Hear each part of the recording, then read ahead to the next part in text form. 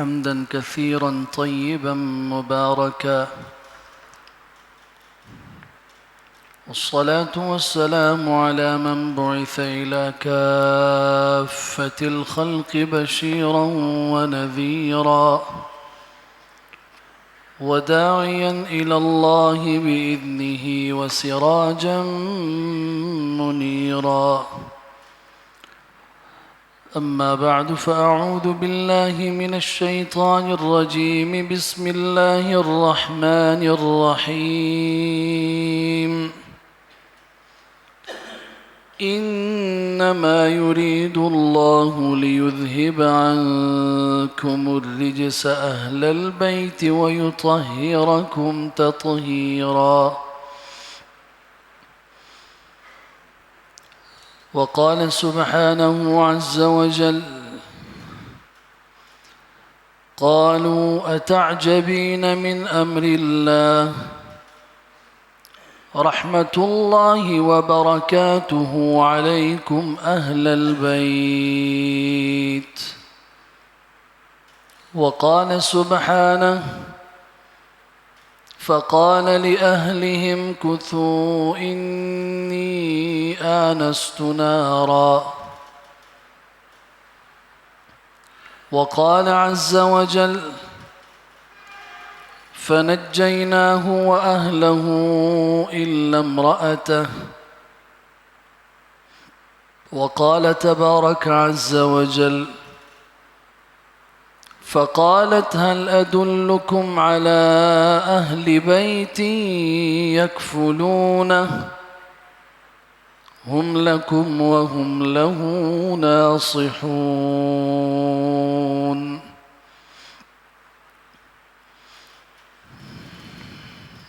قال رسول الله صلى الله عليه وسلم: أذكركم الله في أهل بيتي، أذكركم الله في أهل بيتي، أذكركم الله في أهل بيتي، أو كما قال رسول الله صلى الله عليه وسلم: صدق الله وصدق رسوله المصطفى صلوات الله وسلامه عليه، ونحن على ذلك لمن الشاهدين والشاكرين، والحمد لله رب العالمين.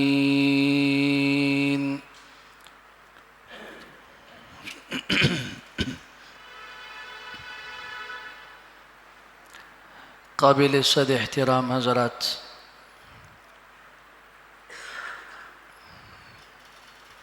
اہل سنت والجماعت کے ہاں جس طرح رسول اللہ صلی اللہ علیہ وسلم کے صحابہ آپ علیہ السلام کی جماعت قابل عزت قابل احترام ہے، اسی طریقے سے رسول اکرم صلی اللہ علیہ وسلم کے اہل بیت بھی اہل سنت کی نظر میں اسی طرح قابل عزت قابل توقیر اور قابل احترام ہے۔ یاد رکھیے، انسان کی عظمت ایمان کی وجہ سے ہے۔ اسلام کے اندر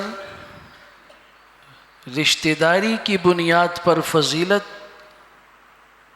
اس کا تصور نہیں پایا جاتا۔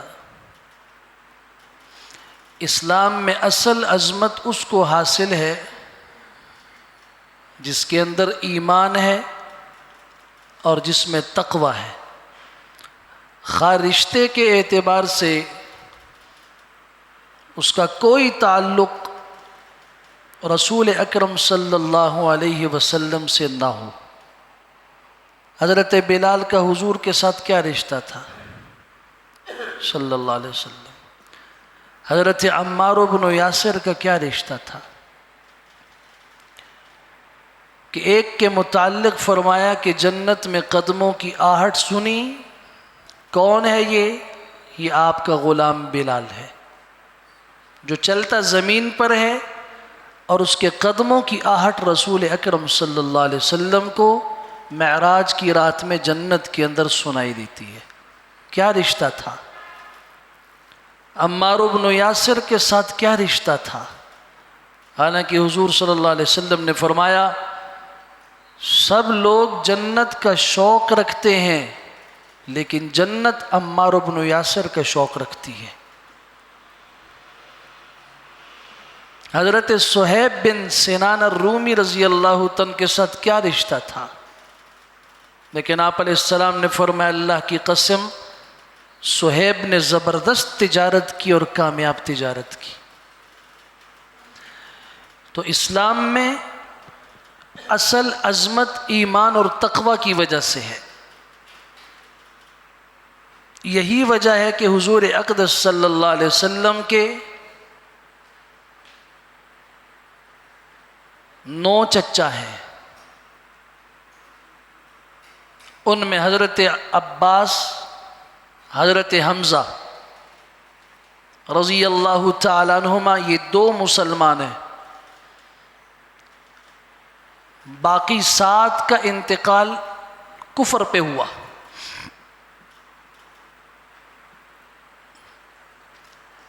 ان میں سے ایک تو ابو لہب وہ ہے جس نے حضور اقدس صلی اللہ علیہ وسلم کے لیے ہر مشکل کھڑی کی۔ آپ مکہ کے 13 سال کی زندگی میں جتنی تکلیفیں صحابہ کرام اور حضور اقدس صلی اللہ علیہ وسلم پہ دیکھیں گے اس کے پیچھے یہ ہوگا۔ یہ پیسے بھی دیتا تھا، لالچ بھی دیتا تھا، لوگوں کو پیچھے بھی لگاتا تھا۔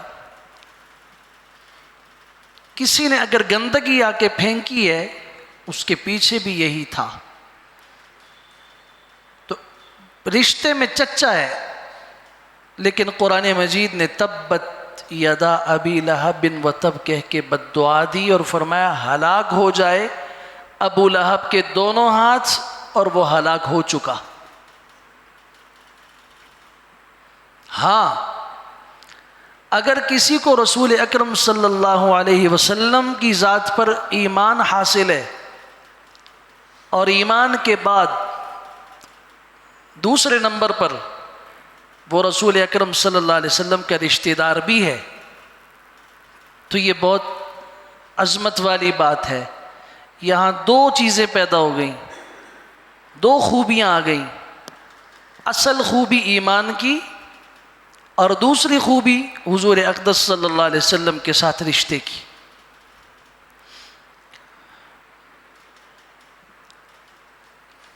عام طور پر معاشرے میں یہ تصور کیا جاتا ہے کہ اہل سنت والجماعت اہل بیت کا تذکرہ نہیں کرتے، اور بس یہ اصحاب پیغمبر کی بات تو کرتے ہیں، صحابہ کی بات تو کرتے ہیں، اہل بیت کی بات نہیں کرتے۔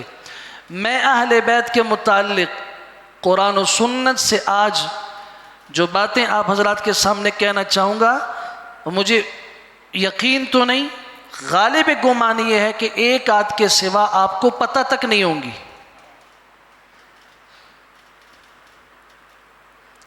ہمارے نزدیک اہل سنت کی نظر میں اہل بیت کا کیا مقام ہے، اس کے لیے ایک حدیث ذکر کرتا ہوں۔ حدیث کی مشہور ترین کتب کے اندر موجود ہے۔ رسول اکرم صلی اللہ علیہ وسلم نے 3 بار فرمایا، لوگو اذکرکم اللہ فی اہل بیتی، میں تمہیں اللہ کا واسطہ دیتا ہوں اپنے اہل بیت کے بارے میں، میں تمہیں اللہ کا واسطہ دیتا ہوں اپنے اہل بیت کے بارے میں، میں تمہیں اللہ کا واسطہ دیتا ہوں اپنے اہل بیت کے بارے میں۔ واسطہ کس چیز کا دیتا ہوں؟ کہ تم ان کے ساتھ اچھا سلوک کرو، ان کی عزت کرو، ان کا احترام کرو، ان کی محبت کرو۔ ان کی محبت کو اپنے دل میں جگہ دو۔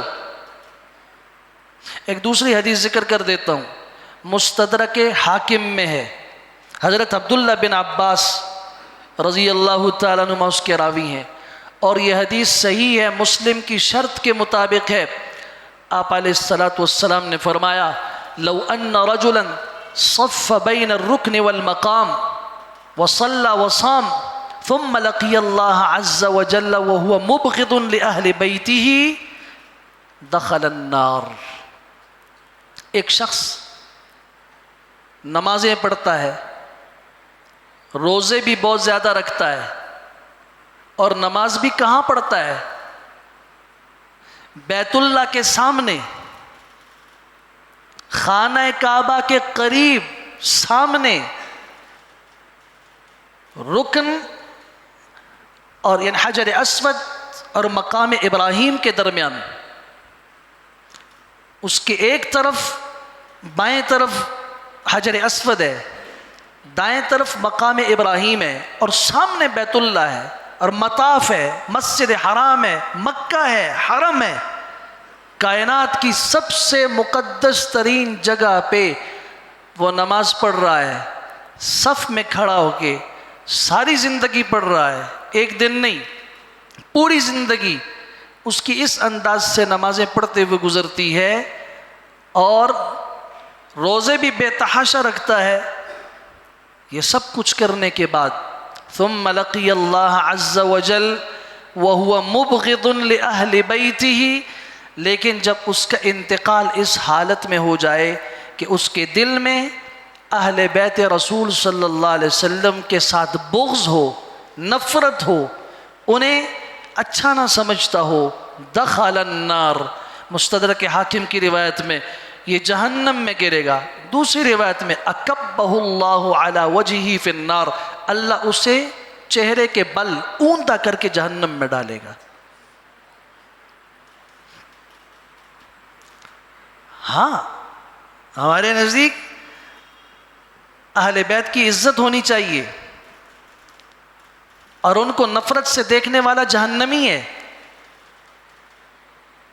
ایک اور حدیث سنا دوں، سنن ترمذی میں، ابن حبان میں، مستدرک حاکم میں، حدیث کی 3 معتبر کتابوں میں سند صحیح کے ساتھ۔ اس کی روایت کرنے والی میری اور آپ کی ماں ام المومنین سیدہ عائشہ صدیقہ رضی اللہ تعالیٰ عنہ ہے۔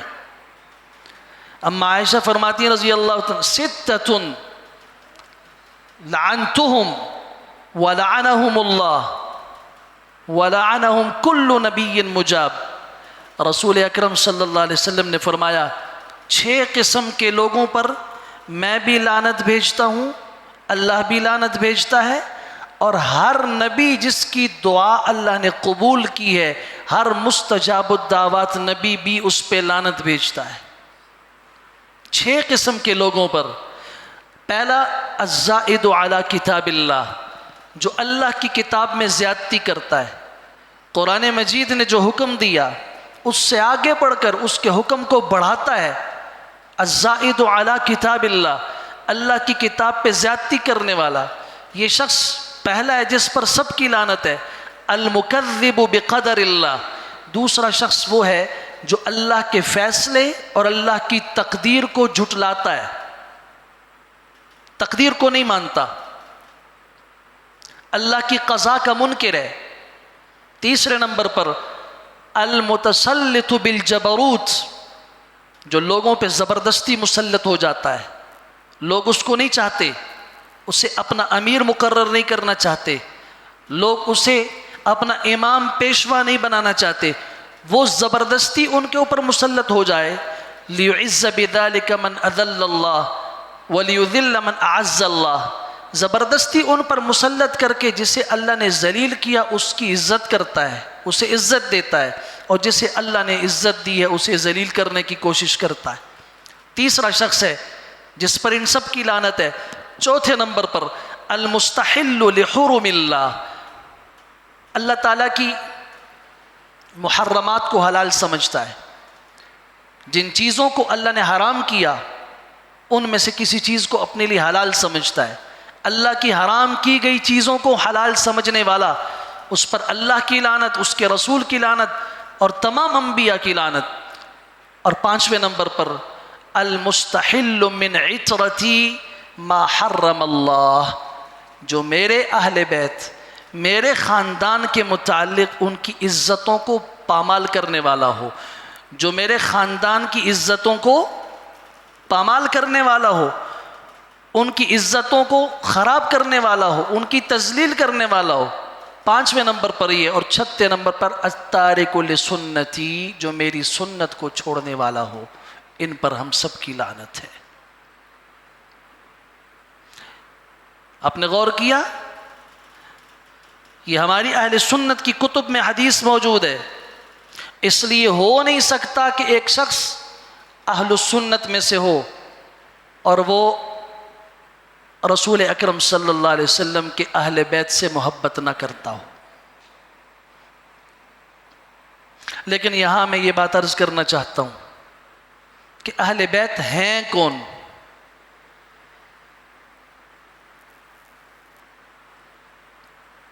اہل بیت ہیں کون؟ کون کون ان میں شامل ہیں؟ حضرت زید بن ارقم رضی اللہ تعالیٰ عنہ اس عظیم صحابی کے بیٹے ہیں جنہوں نے مکہ مکرمہ میں جب بیت اللہ کے دروازے بند کر دیے گئے کہ آپ صلی اللہ علیہ وسلم اور آپ کا کوئی صحابی بیت اللہ میں داخل نہیں ہو سکتا، یہاں آ کے نہ تبلیغ کر سکتا ہے، نہ نماز پڑھ سکتا ہے، نہ یہاں بیٹھ سکتا ہے، نہ طواف کر سکتا ہے، راستے مسدود کر دیے گئے، دروازے بند کر دیے گئے، بیت اللہ کے داخلے پہ پابندی لگا دی گئی۔ اس وقت جس خوش نصیب صحابی نے اپنا گھر رسول اکرم صلی اللہ علیہ وسلم کی خدمت میں پیش کیا تھا کہ اللہ کے حبیب صلی اللہ علیہ وسلم، یہ میرا گھر ہے، اس میں آپ لوگوں کو دین سکھائیں، جو قرآن جبریل آپ پہ لے کے آئیں ان کو سکھا سکتے ہیں، آپ دن کو چاہے رات کو۔ یہ پہلی تعلیم گاہ ہے مکہ مکرمہ کے اندر جو قائم کی گئی۔ اس صحابی کے بیٹے ہیں حضرت زید بن ارقم رضی اللہ تعالیٰ عنہ، فرماتے ہیں اللہ کے رسول صلی اللہ علیہ وسلم نے فرمایا ایھا الناس انی تارک فیکم امرین، لوگو میں تمہارے اندر 2 چیزیں چھوڑ کے جا رہا ہوں۔ ایک دوسری روایت میں اس کی تھوڑی تفصیل موجود ہے، وہاں ان الفاظ کے ساتھ ہے کہ آپ علیہ السلام نے فرمایا ہو سکتا ہے، مجھے یہ لگ رہا ہے، مجھے محسوس ہو رہا ہے کہ اللہ تعالیٰ کا فرشتہ میرے پاس آنے والا ہے اور وہ مجھے اللہ کا پیغام بلاوے کا دے دے گا تو میں اللہ کے پاس چلا جاؤں گا اور تمہیں چھوڑ کے جا رہا ہوں، لیکن انی تارک فیکم امرین، 2 چیزیں میں تمہارے اندر چھوڑ کے جا رہا ہوں، لن تضلوا ان تتبعوہما، اگر تم ان کے پیچھے چلو گے، ان کی اتباع کرو گے، تم کبھی بھی گمراہ نہیں ہوگے۔ ان میں سے وہما کتاب اللہ، ایک اللہ کی کتاب قرآن مجید ہے، وَأَهْلُ بَيْتِي عِطْرَتِي، اور میرے اہل بیت میرا خاندان ہے۔ جہاں دوسری حدیث میں یہ الفاظ موجود ہیں کتاب اللہ و سنتی، ایک اللہ کی کتاب، ایک اپنی سنت چھوڑ کے جا رہا ہوں، وہاں دوسری حدیثوں میں یہ الفاظ بھی اہل بیت، یہ مستدرک حاکم کی روایت ہے۔ اہل سنت والجماعت اہل بیت کی عزت کے قائل ہیں، لیکن میں آپ سے سوال کرتا ہوں اہل بیت کون ہے؟ آپ لوگوں کے ذہن میں ہے، معاشرے میں جو بات پھیلی ہوئی ہے وہ یہ ہے کہ اہل بیت نبی اکرم صلی اللہ علیہ وسلم، حضرت علی، حضرت فاطمہ، حضرت حسن، حضرت حسین رضی اللہ تعالی عنہم ہیں، اور جنہیں کہا جاتا ہے ہمارے معاشرے میں، اور آپ بھی بعض دفعہ کہتے ہیں 5 تن پاک، یعنی صرف یہ 5 لوگ پاک ہیں۔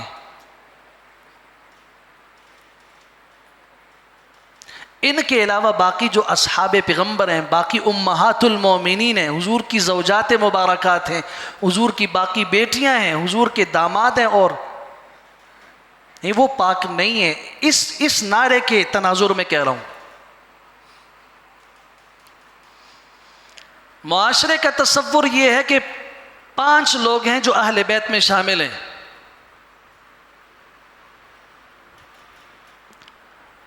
اور ہمارا ہر آدمی بھی یہ نعرہ لگا رہا ہے. وجہ اس کی یہ ہے کہ میں ہمیشہ یہ گیلا کرتا رہتا ہوں کہ قرآن و سنت سے دوری ہے. ورنہ اہل بیت کا پہلا مصداق رسول اکرم صلی اللہ علیہ وسلم کی ازواج اور بیویاں ہیں. ٹھیک ہے. اہل عربی کا لفظ ہے جس کا مطلب ہے والا. بیت گھر. اس کا اردو میں ترجمہ کیا ہوا؟ گھر والے. پشتو میں آپ کیا کہتے ہیں؟ کور والا. اب فارسی میں کیا کہتے ہیں؟ اہل خانہ. میں آپ سے پوچھتا ہوں، آپ جب کہتے ہیں اہل خانہ کی دعوت ہے، آپ کو ولیمے کا کارڈ آتا ہے، آپ کو دعوت دینے والا کہتا ہے آپ بمائے اہل خانہ کے، آپ ولیمے کے اندر خود بھی چلے جاتے ہیں، 3 بیٹوں کو بھی لے جاتے ہیں، اپنے 2 بھائیوں کو بھی لے جاتے ہیں. پوچھنے والا آپ سے پوچھتا ہے کہ جی آپ اہل خانہ کو نہیں لے کر آئے، گھر والوں کو ساتھ نہیں لائے؟ تاکور والا زان سرانوی اصطلاح. آپ کہتے ہیں کہ بیمار تھیں، کوئی عذر تھا. آپ یہ نہیں کہتے کہ جی یہ میرے 2 بھائی ہیں، 3 بیٹے ہیں، یہ اہل بیت ہے نا، یہ میرے اہل خانہ ہے نا. عام معاشرے کے اندر بھی اہل بیت گھر والا سب سے پہلے بیوی کو کہا جاتا ہے، اور قرآن کی نظر میں بھی سب سے پہلے اہل بیت کا جو حقدار ہے وہ حضور اقدس صلی اللہ علیہ وسلم کی ازواج ہیں. کہاں ہے یہ بات؟ 21واں پارہ اٹھائیے، سورہ احزاب. اس سورہ احزاب کی آیت نمبر 33 پڑھی جاتی ہے. پورا مضمون پڑھیے، آیت نمبر 28 سے آیت نمبر 33 تک. میں اس لیے آیت بتا رہا ہوں کہ آپ کو اللہ توفیق دے اپنے گھر میں جا کے کھول کے پڑھیں ذرا. یا ایھا النبی قل لازواجک ان کنتن تردن الحیاۃ الدنیا وزینتها فتعالین امتعکن واسرحکن سراحا جمیلا. یہاں سے بات شروع ہے. اگر میں ان آیات کا ترجمہ کروں گا تو بات بہت لمبی ہو جائے گی. یا ایھا النبی قل لازواجک، آپ اپنی ازواج سے کہہ دیجئے. ازواج کس کو کہتے ہیں؟ اسی میں آگے 22ویں پارے کے اندر یا نساء النبی، 21ویں پارے کی آخری آیت اور 22ویں پارے کی دوسری آیت. یا نساء النبی، اے نبی کی بیویوں. نساء کس کو کہتے ہیں؟ بیویوں کو کہتے ہیں، عورتوں کو کہتے ہیں. یا نساء النبی لستن کاحد من النساء. یہ مضمون چلا، خطاب ہو رہا ہے بیویوں سے، حضور اقدس صلی اللہ علیہ وسلم کی ازواج سے. اور آگے چل کے کہا انما یرید اللہ لیذہب عنکم الرجس اہل البیت ویطہرکم تطہیرا. اے گھر والو، اے پیغمبر صلی اللہ علیہ وسلم کے خاندان والو، اللہ تعالیٰ چاہتا ہے کہ تم سے ہر قسم کی گندگی کو ختم کر دے اور تمہیں پوری طرح پاک صاف کر دے. تم سے گندگی کو دور کر دے، پاک صاف کر دے. اہل البیت، گھر والو. یہ گھر والے کون ہیں؟ جن کا تذکرہ چل رہا ہے آیت نمبر 28 سے آیت نمبر 33 تک. سورہ ہود اٹھائیں اور سورہ ہود کی آیت نمبر 73 پڑھیے. حضرت ابراہیم علیہ السلام کے پاس فرشتے آئے، انہوں نے آ کے بشارت دی اللہ تعالیٰ آپ کو بیٹا دے گا. حضرت کی عمر ہے 120 سال، بیوی کی عمر ہے 99 سال. اب قرآن مجید کہتا ہے وَامْرَأَتُهُ قَائِمَةٌ فَضَحِكَتْ فَبَشَّرْنَاهَا بِإِسْحَاقَ وَمِن وَرَاءِ اسحاق یعقوب، ان کی بیوی کھڑی تھی، وہ ہنس پڑی. یہ کیسے لوگ ہیں بشارت دے رہے ہیں؟ میری عمر 99 سال، میرے شوہر کی عمر 120 سال، اور تعجب کر کے آگے کہا بھی قالت یا ویلتا اَأَلِدُ وَأَنَا عَجُوزٌ وَهَذَا بَعْلِي شَيْخًا. یہ کیسی بات ہے؟ میں بوڑھی ہوں، میرے شوہر بھی بوڑھے ہیں، میرے ہاں اولاد کیسے پیدا ہوگی؟ فرشتوں نے آگے جو جملہ کہا اس سے استدلال کر رہا ہوں. آیت 73 ہے سورہ ہود کی. قالوا اتعجبین من امر اللہ، فرشتوں نے کہا کیا آپ اللہ کے حکم پہ تعجب کر رہی ہیں؟ جس نے ابراہیم علیہ السلام کے لیے آسمان کی طرف بلند ہوتے ہوئے شعلوں کے بیچ میں اس آگ کو ٹھنڈا جنت کا نظارہ بنا دیا تھا. آپ کے گھر میں تو روز معجزے آتے رہتے ہیں، آپ اس میں تعجب کر رہی ہیں. اتعجبین من امر اللہ، اللہ کے امر اور حکم پہ تعجب کرتی ہیں. رحمت اللہ وبرکاتہ علیکم اہل البیت، اللہ کی رحمتیں ہوں، اللہ کی برکتیں ہوں تمہارے اوپر اے گھر والو. یہاں حضرت ابراہیم علیہ السلام کے ساتھ دوسرا کون تھا؟ آپ کی زوجہ تھی نا، بیوی تھی حضرت سارہ. انہیں کہا گیا اہل بیت، اے گھر والو تم تعجب کرتے ہو، تمہارے اوپر اللہ کی رحمتیں اور برکتیں ہوں. آپ سورہ طٰہٰ کی آیت نمبر 10 اٹھا دیجئے، 16واں پارہ ہے. حضرت موسیٰ علیہ السلام مدین سے اپنی بیوی کو لے کر آ رہے ہیں. راستے میں ان کو درد ذہ کی تکلیف ہوئی. حضرت نے کہا رکو، مجھے وہاں آگ نظر آ رہی ہے، وہاں جا کے کچھ لوگ ہوں گے، شاید ان سے راستہ بھی پتہ چلے گا، آگ بھی لے آؤں گا. فقال لأہلہ، قرآن کیا کہتا ہے یہاں پر سورہ طٰہٰ میں؟ فقال لأہلہ، حضرت نے اپنی اہلیہ سے کہا امکثوا، یہاں رکو تم، ٹھہرو تم، انی آنست نارا، میں نے آگ دیکھی ہے. سورہ قصص اٹھا لیجیے. حضرت موسیٰ علیہ السلام کو ماں نے صندوق میں ڈالا، تیرتے ہوئے گئے، فرعونیوں کے ہاتھ لگے، ساتھ بہن بھی جا رہی ہے. حضرت موسیٰ علیہ السلام کو دودھ پلانے کی کوشش کی گئی. قرآن کہتا ہے وَحَرَّمْنَا عَلَيْهِ الْمَرَاضِعَ،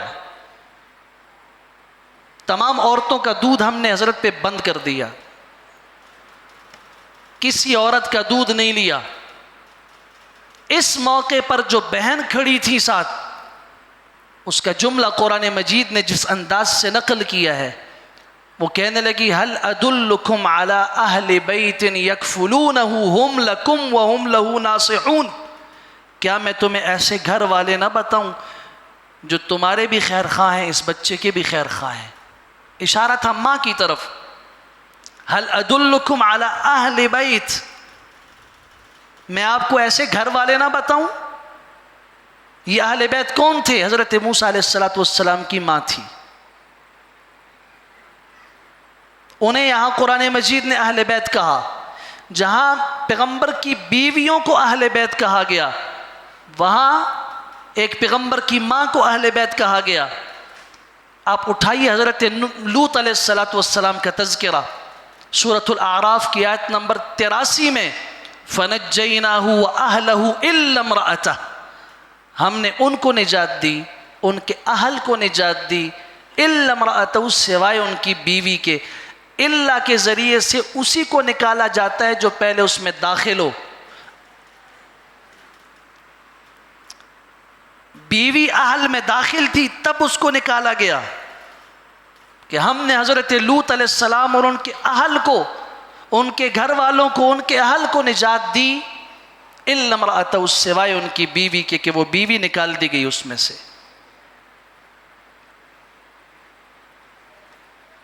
آپ کس بنیاد کے اوپر یہ سمجھتے ہیں کہ ازواج مطہرات اہل بیت کا حصہ نہیں ہیں؟ یاد رکھیے اہل سنت والجماعت کا یہ عقیدہ ہے کہ حضرت علی رضی اللہ عنہ، حضرت فاطمہ رضی اللہ عنہ، حسنین کریمین، یہ اہل بیت ہیں. ان کا انکار اہل سنت نہیں کرتے. یہ اہل بیت ہیں، لیکن ظالموں ایسا تو نہ کرو کہ اہل بیت کا سب سے پہلا مصداق جو امہات مومنین ہیں ان کو نکال دیا۔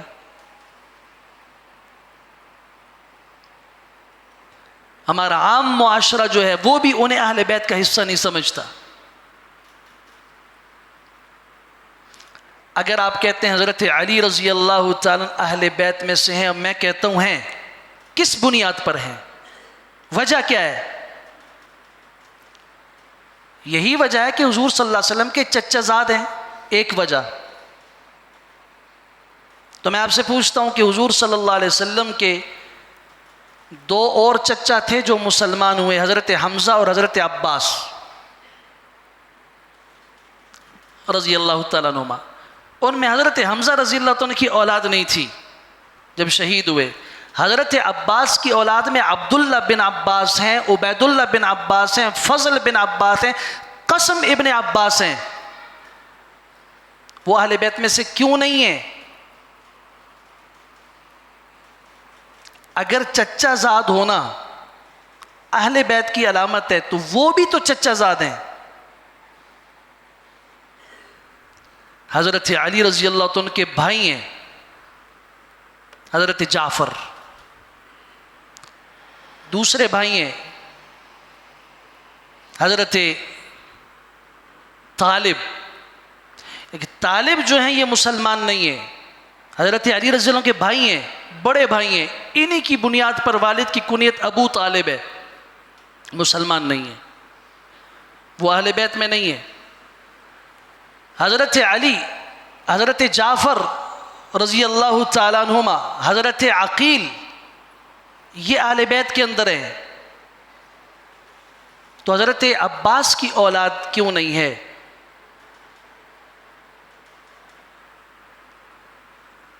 اگر حضرت علی رضی اللہ عنہ اہل بیت میں سے ہیں اس وجہ سے کہ حضور صلی اللہ علیہ وسلم کے داماد ہیں، تو کیا حضرت عثمان رضی اللہ عنہ حضور کے دوہرے داماد نہیں ہیں؟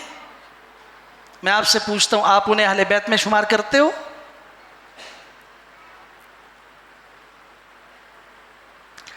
آج تک آپ کے ذہن میں یہ بات ہے کہ یہ بھی اہل بیت میں سے ہوں گے؟ اگر داماد ہونا اہل بیت ہے، ٹھیک ہے، حضرت عثمان رضی اللہ عنہ کے نکاح میں حضرت رقیہ تھی، ان کے بعد ام کلثوم تھی، 2 بیٹیاں تھیں، اس بنیاد پر وہ کیوں نہیں ہیں؟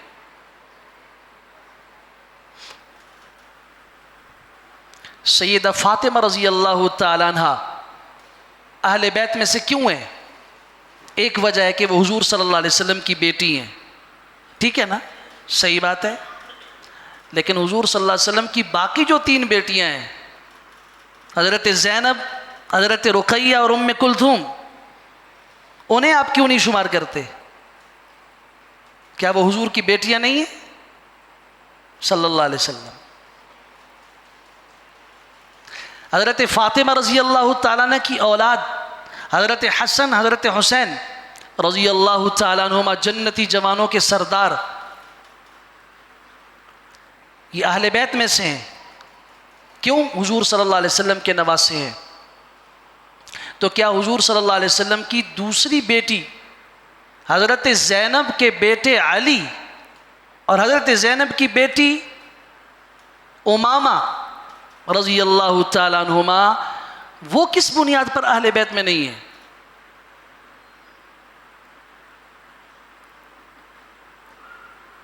کیا وہ حضور صلی اللہ علیہ وسلم کی نواسیاں نہیں ہیں، نواسے نہیں ہیں اور مومن نہیں ہیں؟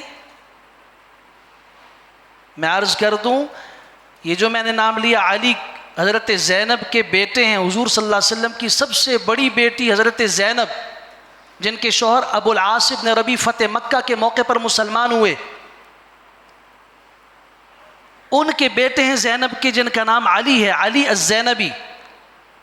فتح مکہ کے موقع پر حضور صلی اللہ علیہ وسلم جب مکہ مکرمہ میں داخل ہو رہے تھے، آپ کی سواری پر حضور صلی اللہ علیہ وسلم کے پیچھے جو بچہ بیٹھا ہوا تھا، یہی علی الزینبی تھا جو حضور کا نواسہ تھا صلی اللہ علیہ وسلم۔ لیکن میں پہلے کہہ رہا تھا کہ آپ کے لیے یہ باتیں نہیں ہیں۔ اہل بیت کے تذکرے میں کبھی آپ نے یہ سنا تک نہیں ہے۔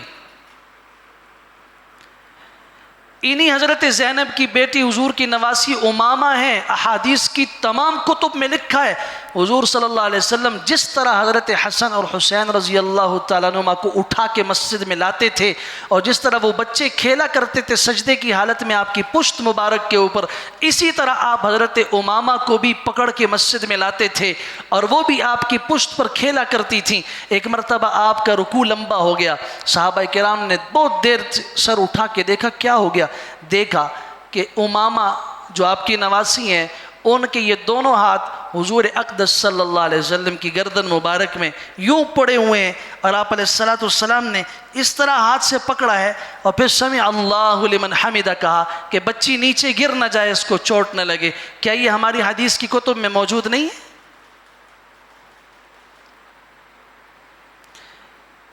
ایک غزوے میں مال غنیمت حاصل ہوا، اس میں قیمتی خوبصورت ہار تھا. آپ علیہ السلام کے سے میں آیا، آپ نے اٹھایا، پوچھا کہ اللہ کے رسول صلی اللہ علیہ وسلم یہ آپ کسے دیں گے؟ آپ نے فرمایا یہ میں اس کو دوں گا جس سے مجھے سب سے زیادہ محبت ہوگی. صحابہ اور راوی کہتے ہیں حدیث کے، میں سمجھا کہ یہ ام المومنین عائشہ صدیقہ رضی اللہ تعالیٰ عنہ کو ملے گا، لیکن جب اس کی تقسیم کی باری آئی آپ علیہ السلام نے اپنی نواسی حضرت زینب کی بیٹی امامہ کے ہاتھ میں وہ ہار دے دیا. یہ ہماری کتب میں موجود نہیں ہے کیا؟ کس بنیاد پر یہ ہمارے پیغمبر صلی اللہ علیہ وسلم کے خاندان میں شامل نہیں ہے؟ کون سا فرق ہے؟ آپ سمجھا دیجئے جو آپ کے ذہن میں ہو. یہاں آپ حضرات کے لیے ایک اور بار بھی عرض کر دوں، حضرت علی رضی اللہ تعالیٰ عنہ نے انہی امامہ سے نکاح بھی کیا تھا حضرت فاطمہ کے انتقال کے بعد رضی اللہ تعالیٰ عنہ. حضرت فاطمہ رضی اللہ تعالیٰ جب بیمار ہوئیں، انہیں لگا کہ سفر آخرت قریب آ چکا ہے، تو انہوں نے حضرت علی رضی اللہ تعالیٰ کو بلا کے وصیت کی تھی کہ میرے انتقال کے بعد آپ میری بھانجی میری بہن زینب کی بیٹی امامہ کے ساتھ نکاح کیجئے. چنانچہ حضرت فاطمہ رضی اللہ تعالیٰ عنہ کے انتقال کے بعد حضرت علی رضی اللہ تعالیٰ نے جو دوسرا نکاح کیا ہے وہ انہی امامہ سے کیا ہے، اور حضرت علی رضی اللہ تعالیٰ کی کل 9 بیویاں ہیں، 14 بیٹے ہیں اور 17 بیٹیاں ہیں. باقی بیچاروں کو کن کھاتے میں آپ نے ڈال دیا ہے؟ آپ میں سے کسی کو پتہ ہے؟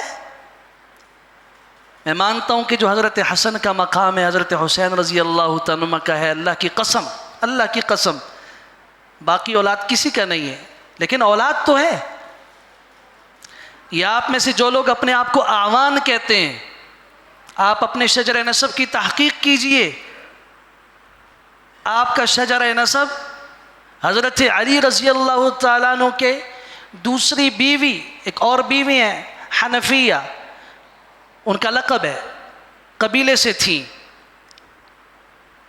اس نسل، اس سے اولاد پیدا ہوئی حضرت علی رضی اللہ کی جن کا نام تھا محمد. اس محمد کی جو اولاد ہے آج اپنے آپ کو اعوان کہتی ہے. آپ ایک طرف حضرت علی رضی اللہ تعالیٰ کی طرف اپنا شجرہ نسب پہنچاتے بھی ہیں، اپنے آپ کو علوی بھی کہتے ہیں. اس اعتبار سے اہل علم یہ کہتے ہیں کہ آپ خاندان علی رضی اللہ تعالیٰ کا حصہ ہیں، تو زکوٰۃ لینا آپ کا حق نہیں بنتا جو شخص اس خاندان سے تعلق رکھتا ہے.